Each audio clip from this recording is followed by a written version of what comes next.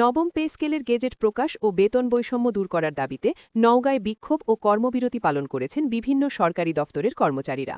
মঙ্গলবার সকাল 10টায় বাংলাদেশ সরকারি কর্মচারী দাবি আদায় ঐক্য পরিষদ নওগাঁ শাখার ব্যানারে জেলা প্রশাসকের কার্যালয়ের সামনে থেকে একটি বিক্ষোভ মিছিল বের হয়। মিছিলটি শহরের বিভিন্ন গুরুত্বপূর্ণ সড়ক প্রদক্ষিণ করে মুক্তি মোড় কেন্দ্রীয় শহীদ মিনারে গিয়ে শেষ হয়। সেখানে দুপুর 12টা পর্যন্ত অবস্থান সমাবেশ করেন আন্দোলনকারীরা। সমাবেশে বিভিন্ন সরকারি দফতরের কর্মচারীরা অংশ নেন। বাংলাদেশ সরকারি কর্মচারী দাবি আদায় ঐক্য পরিষদ নওগাঁর সভাপতি ঋষিকেশ চন্দ্র মণ্ডলের সভাপতিত্বে সমাবেশে বক্তব্য রাখেন সংগঠনের সাধারণ সম্পাদক খোরশেদ আলম সহ অন্যান্য নেতৃবৃন্দ।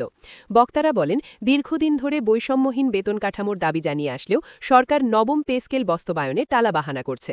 তাদের অভিযোগ, নিত্যপ্রয়োজনীয় দ্রব্যমূল্যের ঊর্ধ্বগতিতে বর্তমান বেতনে পরিবার নিয়ে মানবেতর জীবনযাপন করতে হচ্ছে সরকারি কর্মচারীদের।